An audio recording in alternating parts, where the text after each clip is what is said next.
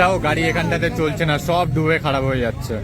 কাকুগুলোর গাড়িও খারাপ হয়ে গেছে, তাই জন্য ঠেলে ঠেলে সবাই মিলে নিয়ে যাচ্ছে। কি অবস্থা! জায়গাটা দেখে মনে হচ্ছে আমরা কোনো একটা গভীর জঙ্গলে চলে এসেছি, যে জঙ্গলের নিচের সমুদ্রটা এত সুন্দর। এই জায়গাটাতে এতটাই জল, একটাও জনমনীষী নেই, আর আমরা এখানে ভিডিও করার জন্য ঢুকে গেছি কতটা জল দেখার জন্য। আর এখানটা গাড়িটার অবস্থা দেখো, ডিকি ফিকি খুলে রেখে দিয়েছে দেখো। গড়িয়াতে ঘুমিয়ে উঠেছে হচ্ছে দীঘার সমুদ্রের মাঝখানে, ভাবতে পারছো? আর এদিকে একটা ডগি সাঁতার কাটতে কাটতে কোন দিকে যাচ্ছে ডগিটা, ওই যে ওপরের দিকে উঠছে। আমি শুধু ভাবছি যে এই গাড়ির মালিকগুলোর কি অবস্থা হবে যখন এসে দেখবে যে তাদের গাড়ির এই হাল। আর ওই যে ছোট্ট একটা ন্যানো, কি অবস্থা এখানটায়। তার অবস্থা দেখো, মানে এই যে ঢেউ ঠেলে ঠেলে সবাই আসছে আর সবার গাড়ি খারাপ হচ্ছে। এখানটা পুরো লাইন হয়ে গেছে গাড়ির খারাপের।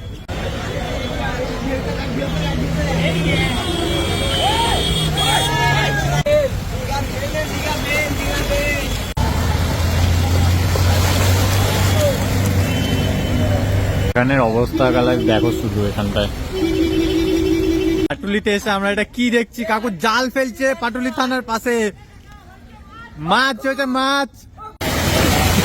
পাটুলির মেন রাস্তায় জল, মেন রাস্তায় জলের অবস্থা দেখো। কলকাতা পুলিশের গাড়ি ফাড়ি সব ডুবে গেছে। এটা পাটুলির মেন রাস্তার এই জলের অবস্থা। মাছটা ফেলো, জাল ফেলে দিয়েছে কাকা। এটা বাটা মাছের বাচ্চা পাওয়া গেছে। এই যে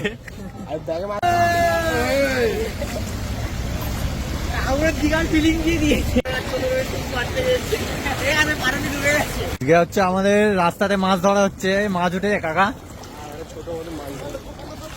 আমরা এন্টার করছি হচ্ছে আমাদের মহাসমুদ্রে। দেখা যাক এই সমুদ্রে কি পাওয়া যায়। এখানে আমরা দেখতে পাচ্ছি হয়তো কলকাতা ছেড়ে চলে যাচ্ছে এই বন্যার জন্য সুটকেস ফুটকেস গুছিয়ে।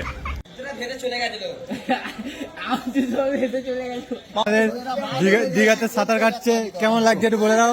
Dolphin dolphin. এখানে কলকাতা পুলিশের গাড়িগুলোর এই অবস্থা। যাই হোক, আজকের আর শহরে যাই হয়ে যাক, পুলিশ কিন্তু যেতে পারবে না কোথাও। আমরা এখন এসেছি ফ্লোটিং মার্কেটে, আর এই ফ্লোটিং মার্কেটের নামটা কিন্তু এবারে সার্থক হয়েছে, কারণ এতদিন হচ্ছে ফলস ফ্লোটিং মার্কেট ছিল, আর এই বন্যাতে পাটুলি ফ্লোটিং মার্কেট এবারে সত্যিকারেই ভাসছে। আর এখানে কিন্তু দেখতে পাচ্ছি কাকু একেবারে জাল নিয়ে চলে এসেছে পাটুলিতে মাছ ধরার জন্য।